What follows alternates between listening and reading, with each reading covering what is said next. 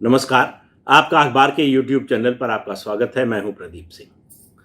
5 राज्यों के विधानसभा चुनाव पर ओमिक्रॉन यानी कोरोना की छाया मंडरा रही है। क्या चुनाव स्थगित हो जाएंगे या इसी दौरान चुनाव होगा? ये बहुत से सवाल हैं जिनका जवाब सबसे पहले चुनाव आयोग को खोजना है। चुनाव आयोग और केंद्र सरकार से इलाहाबाद हाई कोर्ट के एक जज ने अपील की है कि चुनाव स्थगित कर दिए जाएं।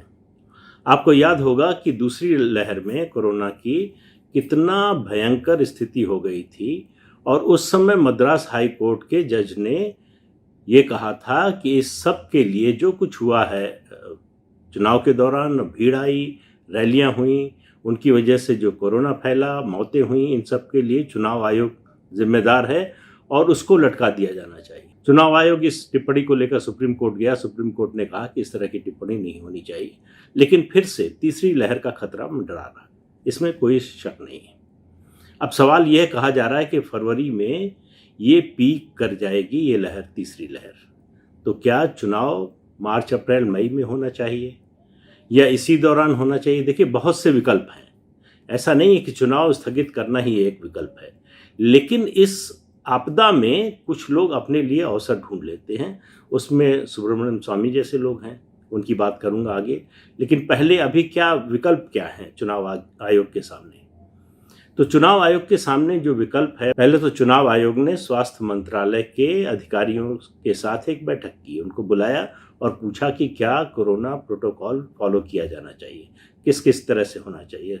जो स्वास्थ्य मंत्रालय के अधिकारी हैं उन्होंने कहा मास्क जरूरी है, 2 गज की दूरी जरूरी है और उसके अलावा जो भी हेल्थ प्रोटोकॉल है उनका पालन होना चाहिए।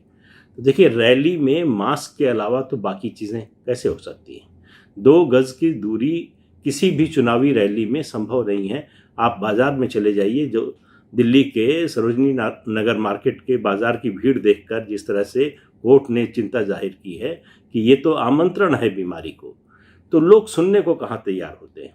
तो एक सवाल तो ये है। अब विकल्प क्या क्या हैं? एक ये है कि कोरोना प्रोटोकॉल का पालन करते हुए चुनाव कराए जाएं। दूसरा ये है कि जैसे अगर दुनिया में इस समय पिछले 2 साल से क्रिकेट के मैच, फुटबॉल के मैच खाली स्टेडियम में हो सकते हैं, तो रैलियां बहुत थोड़े से लोगों के बीच में क्यों नहीं हो सकती हैं? 200, 500, 1000 लोग जो सोशल डिस्टेंसिंग का पालन करें, या बड़ी जगह हो तो 5000 की भी रैली हो सकती है। आजकल टीवी और सोशल मीडिया ये इतने बड़े प्लेटफॉर्म बन गए हैं जो रैली से ज़्यादा इम्पैक्ट डालते हैं। तो क्या टेक्नोलॉजी का इस्तेमाल होना चाहिए चुनाव में? ये चुनाव के खर्चे को भी बचाएगा। चुनाव सुधार की दिशा में भी ये कदम हो सकता है कि कम से कम लोग आए रैलियों में। उससे क्या है कि राजनीतिक दलों का खर्चा बचता है, समय बचता है। और दूसरी, इस समय जो संकट है कोरोना का, उसमें आप अगर देखें तो आप लोगों की जान बचाने का भी काम करते हैं, उनको सुरक्षित रखने का भी काम करते हैं। तो ये सब विकल्प जो है वो चुनाव आयोग के सामने है। चुनाव आयोग अभी राज्यों का दौरा कर रहा है, अगले हफ्ते जो है उत्तर प्रदेश जाने वाला है और वहाँ चुनाव आयोग बैठक के बाद तय करेगा, एक जायज़ा लेगा कि स्थिति क्या है। फिर से स्वास्थ्य मंत्रालय के अधिकारियों से बात होगी, डिजास्टर मैनेजमेंट अथॉरिटी के लोगों से बात होगी, उसके बाद कोई फैसला होगा। राजनीतिक दलों से भी बात होगी कि वो क्या चाहते हैं, क्या वो चुनाव स्थगित कराना चाहते हैं। तो चुनाव ऐसी चीज़ है, देखिए, अगर आप ये कोई महामारी या कोई इस तरह के संकट के कारण चुनाव स्थगित करना शुरू करेंगे तो ये कोई भी, जो भी सत्ताधारी दल होगा, आज भारतीय जनता पार्टी है, कल हो सकता है कोई और हो, इससे पहले भी दूसरी पार्टियां रही हैं, तो उनको एक बहाना मिल जाएगा चुनाव स्थगित करने का। फिर मांग होगी कि संविधान में ऐसी व्यवस्था हो कि ऐसा संकट हो तो चुनाव टाला जा सके। आपको याद होगा कि इमरजेंसी के दौरान कांग्रेस पार्टी ने, इंदिरा गांधी की सरकार ने संविधान में संशोधन करके लोकसभा और विधानसभाओं का कार्यकाल 1-1 साल बढ़ा दिया था। तो इस तरह की बात जो है सत्तारूढ़ दल के मन में आ सकती है कि भाई अगर संकट है, चुनाव टाले जा सकते हैं, तो क्यों नहीं 1 साल, क्यों 2 साल, क्यों नहीं। फिर एक समय मांग होती थी कि चुनाव जो है 10 साल पे होने चाहिए। तो ये दरअसल धीरे धीरे जनतंत्र को कमजोर करने या खत्म करने की ओर कदम होगा। इसलिए चुनाव तो जरूर होने चाहिए, और मेरा मानना है कि जहां तक हो सके संभव इसी दौरान होना चाहिए, यानी समय पर होना चाहिए।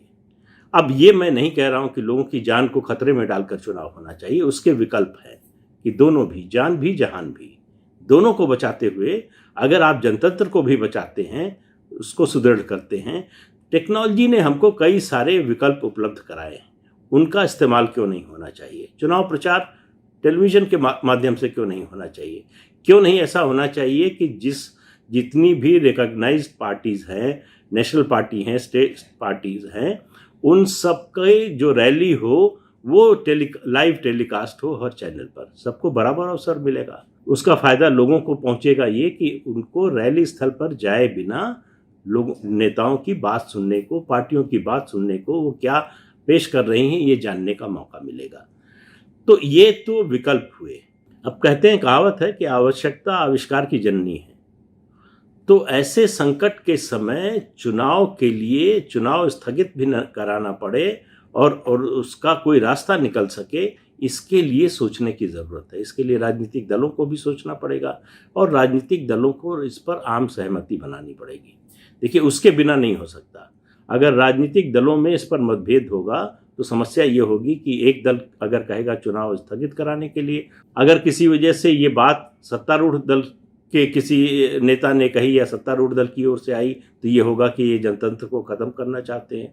विपक्ष की ओर से आई तो ये सत्तारूढ़ दल के लोग आरोप लगाएंगे कि विपक्ष जो है चुनाव से भाग रहा है। तो ये स्थिति किसी के लिए ना आए, सबके लिए समान अवसर हो, इसके लिए ज़रूरी है कि चुनाव आयोग सर्वदलीय बैठक बुलाए, उसमें एक फैसला किया जाए कि क्या करना चाहिए वो मौजूदा परिस्थितियों में। और हमारे पास अनुभव है दूसरी लहर का। उस दौरान भी चुनाव हो रहे थे विधानसभाओं के, 5 राज्यों में विधानसभा के चुनाव हो रहे थे, और क्या हुआ उसके बाद ये हम सब लोगों को पता है। उस समय हमको अंदाज़ा नहीं था कि दूसरी लहर इतनी घातक होगी। पहली लहर को जिस तरह से कंट्रोल किया सरकार ने, राज्य सरकारों ने, केंद्र सरकार ने, उसको देखते हुए लग रहा था कि दूसरी लहर को भी उस नियंत्रित कर लेंगे और ज़्यादा मुश्किल नहीं होगी। लेकिन दूसरी लहर इतनी घातक निकली कि संभलने का भी मौका नहीं मिला। तीसरी लहर के बारे में किसी को कुछ पता नहीं है। जो उदाहरण दिया जाता है अतीत से वो स्पेनिश फ्लू का दिया जाता है कि उसकी भी 3 लहर आई थी। पहली लहर जो है बड़ी खतरनाक थी, दूसरी जो है सबसे घातक साबित हुई, और तीसरी लहर बहुत माइल्ड थी। अभी जो ओमिक्रॉन की खबरें आ रही हैं उसमें ये आ रहा है कि वो बाकी जो म्यूटेशन हो रहे थे कोरोना के, उनकी तुलना में ये बहुत तेज़ी से फैल रहा है, और इसका विस्तार जो है बहुत तेज गति से हो रहा। कोई कह रहा है 30 गुना, कोई कह रहा है 40 गुना, इस तरह की संख्या आ रही है। लेकिन एक अच्छी बात यह है कि संक्रमित होने वालों में से मौत कम से कम लोगों की हो रही है। अगर पहली लहर और दूसरी लहर की से तुलना करें तो उसकी तुलना में जान जाने वालों की संख्या जो है, जिनकी जान गई इस संक्रमण की वजह से, उनकी संख्या कम है। लेकिन ये शुरुआती बात है, आगे क्या होगा ये हम लोग जानते नहीं।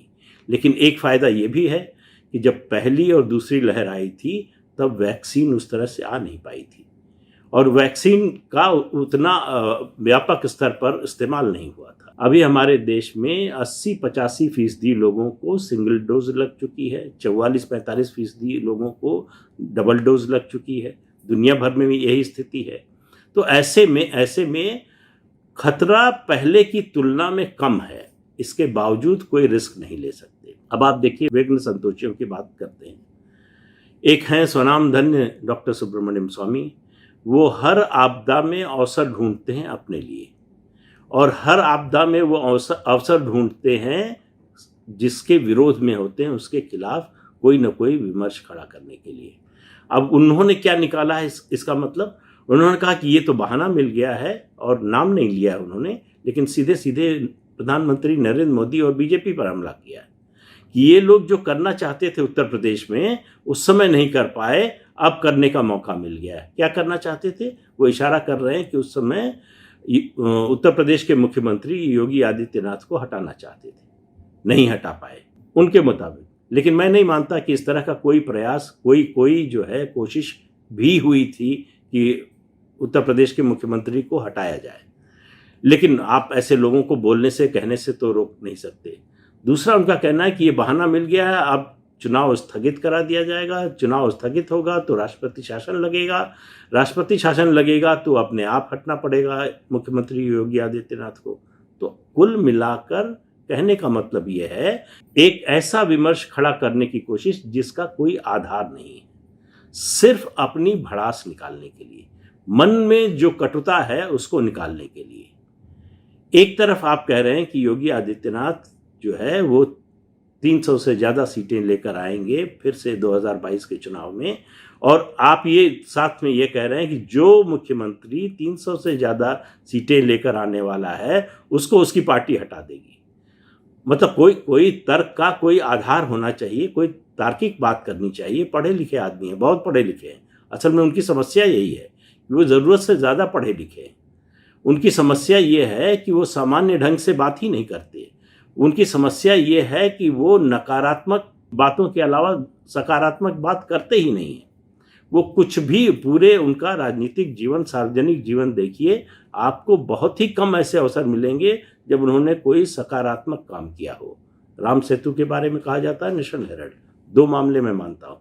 उसके अलावा वो लगातार एक जिसके साथ हैं उसके खिलाफ होने में उनको ज़्यादा देर नहीं लगती।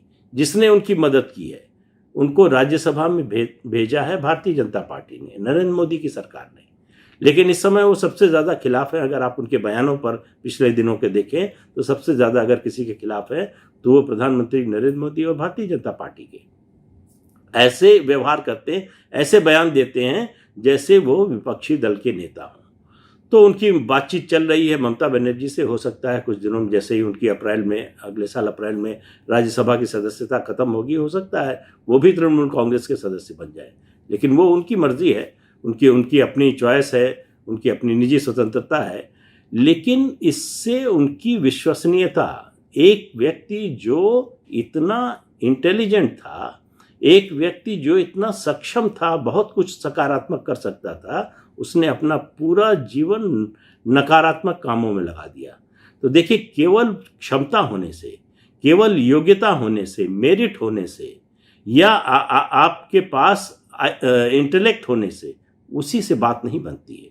आपकी सोच क्या है? अगर आपकी सोच नकारात्मक है तो आप देश के लिए, समाज के लिए काम नहीं आ सकते। वही हो रहा है डॉक्टर सुब्रमण्यम स्वामी के साथ। लेकिन ये उनकी कल्पना की उड़ान है कि जो है चुनाव टल जाएंगे, राष्ट्रपति शासन लग जाएगा, फिर मुख्यमंत्री हट जाएंगे। ऐसा कुछ होने जा रहा है, इसकी दूर दूर तक अभी तो संभावना नहीं दिख रही है। लेकिन चुनाव टलेगा तो क्या स्थिति होगी, इसके पिछले बहुत सारे उदाहरण हैं। उनको देखते हुए ऐसा भी हुआ है कि आपको याद होगा कि 2002 के गुजरात दंगे के बाद उस समय के मुख्यमंत्री नरेंद्र मोदी जल्दी चुनाव कराना चाहते थे। उन्होंने विधानसभा भंग कर दी और चुनाव कराने के लिए चुनाव आयोग से कहा। चुनाव आयोग ने चुनाव कराने से मना कर दिया, कहा चुनाव समय पर ही होंगे। तो विधानसभा भंग हो गई, चुनाव समय पर ही हुए, लेकिन राष्ट्रपति शासन नहीं लगा। तो अब मान लीजिए ऐसी स्थिति आती है तो उस पर संविधान के विशेषज्ञ क्या बोलते हैं ये बहुत महत्वपूर्ण होगा। लेकिन इतना निश्चित है कि मुझे नहीं लगता कि चुनाव इतने लंबे समय तक स्थगित होने जा रहे हैं कि राष्ट्रपति शासन लगाना पड़े। एक बात। दूसरी बात, जो कोरोना को लेकर भी, ओमिक्रॉन को लेकर कही जा रही है कि ये फरवरी में पीक करेगा, तो चुनाव आयोग के पास ये कुशन है, वो चाहे तो ये चुनाव 1-2 महीने के लिए सिर्फ स्थगित कर सकता है, इनको आगे बढ़ा सकता है। कम जो है वो चक्रों में कर सकता है। जैसे अभी 6-7 फेज में हो रहे हैं चुनाव बड़े राज्यों में, उसकी बजाय 2 या 3 फेज में हो सकते हैं। तो विकल्प बहुत सारे हैं। चुनाव को स्थगित करना ही विकल्प नहीं है, वो मुझे लगता है कि आखिरी विकल्प होना चाहिए। लेकिन ये तो चुनाव आयोग को ही तय करना है इस मामले में, और किसी का उतना महत्वपूर्ण रोल नहीं है, उतनी महत्वपूर्ण भूमिका नहीं है जितनी चुनाव आयोग की है।